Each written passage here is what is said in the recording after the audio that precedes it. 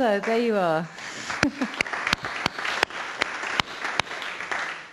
We've been here this last 2 days to try and figure out ways to seal that deal and what that deal needs to look like. And now I'm going to ask the chairs of the individual parallel sessions that you've all been working so hard in to come up and tell us what you found. So first I'll invite Prime Minister Jennifer Shipley. She's former Prime Minister of New Zealand and of course a member of the Club of Madrid. While she was Prime Minister, she chaired APEC in New Zealand.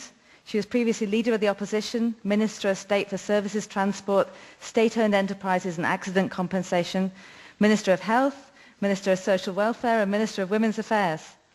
She retired from politics in 2002 and currently she's a director of a number of companies in New Zealand and in Asia.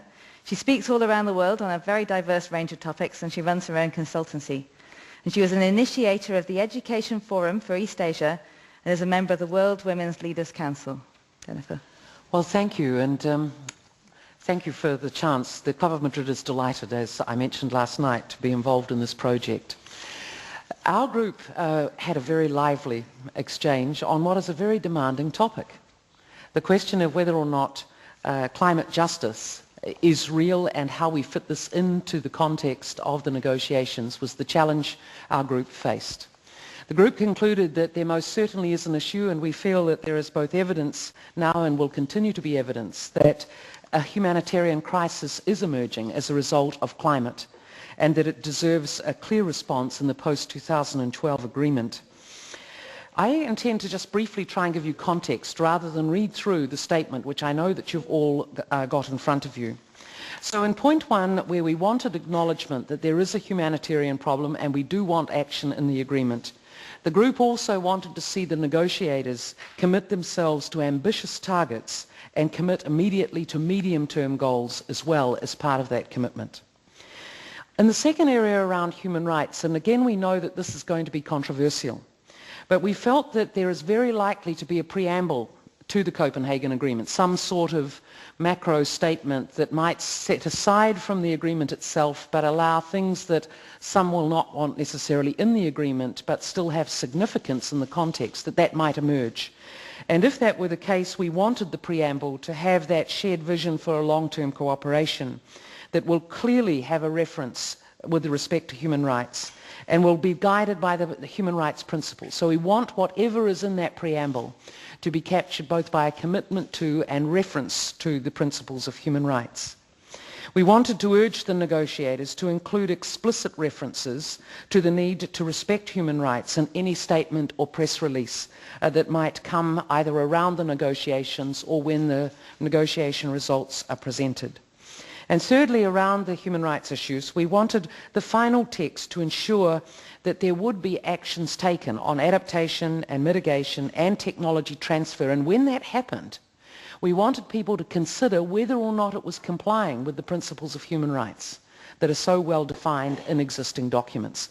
Again, we appreciate that's a challenge, but we feel that as these new mechanisms are set up, they shouldn't just be market mechanisms. They must relate to the reality of the human rights catastrophe that's going on. And so we do feel that as hard as it is, we want the discipline of the existing human rights framework to be brought in at least somewhere around the final text and the preamble to it. On the issue of treaties, we wanted to see that health, property and that whole ecosystem issue that had been discussed by a number of our presenters was also reflected in the document.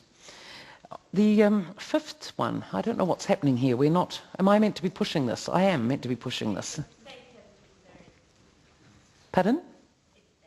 It's here now? Okay. No, it's not doing what it's meant to do, is it? Here we go. Now I'm finally where I think I'm meant to be. Our fifth point really wanted the stronger cooperation between all the institutions. And while there was a lot of talk about the existing international governance institutions, our group very much was of the view that this would have to happen at local, at national and at international levels, but also that the private sector had to be involved. For example, if any fund is established, it must be able to be delivered through private sector and public sector channels. There was a real desire amongst our groups that we didn't try and duplicate or re-establish any new entity, that we felt that frankly the system is overburdened with bureaucracy already, and that the challenge should be, particularly in implementing any reference to human rights, that we use the existing mechanisms, and that all sectors who are going to be players in both mitigation and adaptation should undertake a commitment to the system of using the structure that's there. On the adaptation and mitigation, we were very determined that they should be treated equally, and that plans of action should be strengthened and poverty reduction strategy papers should be regularly updated and analysed in terms of developing countries' climate change risk. We also wanted to develop priorities about vulnerability and provide the estimates for finance so there could be genuine responses here. We felt this is a difficult area, but unless there were the commitment to both adaptation and mitigation, and then putting some money on the table and working out how the priorities should be set, that we would continue to just talk about this without meaningful change. In terms of our seventh point, we wanted again to use the existing international framework and agreements to contribute, and we also wanted to focus on the Millennium Goals. In other words, as adaptation and mitigation plans are put in place, there should be a reference to and regard held for the Millennium Goals, so that both the development and the climate response in their collective application lead to a more likely achievement of Millennium Goals within societies.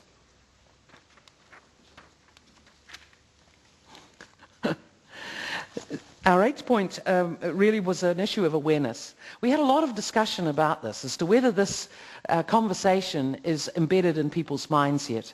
And we actually were afraid that there is some fatigue around whether or not people have just heard too much of climate change and it's about someone else. While we didn't come up with the solutions here on what the language should be, we do feel that there is still an enormous effort required through the media, through other channels, through information and education, that the arguments should frankly be put aside and the action should be committed to.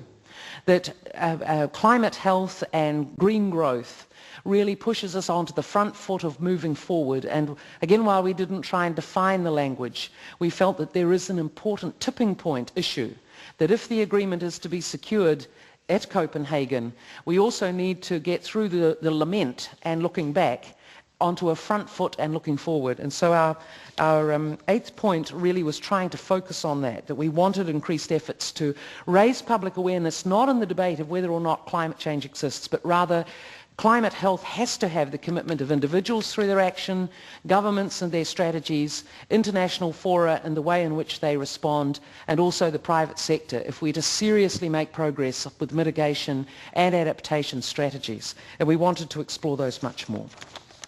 Finally, on our last 2 points, the negotiators, we wanted them to establish alternative forms of protection or mitigation management systems for the people who do not qualify as refugees. There was a lot of discussion as to whether we should open up and amend the current refugee legislation, but we took the advice of those in our room that if we were to do that, in fact, we might slip backward in protection of existing refugees rather than move forward. But having said that, we wanted to at least put this on the table, that there are clearly going to be areas of the world where climate refugees may be a reality, and it will require strategies, whether it's within the UN framework for refugee response or other strategies. It was let's flag it at Copenhagen as a critical issue. We didn't really expect necessarily we would answer that, but that it must be on the agenda of things yet to be sorted through, as to how, if there are climate refugees, what protections they can expect, what international response will be available. And finally, Madam Chair, the issue of resources was again and again raised, and we appreciate that the Finance Group will have recommendations here, but our group did want to put on the table that resources required currently available for climate justice via the levy mechanism are not sufficient, and that we do need to have new and innovative ways that do not create additional bureaucracy but will provide additional funds, and that those funds then can be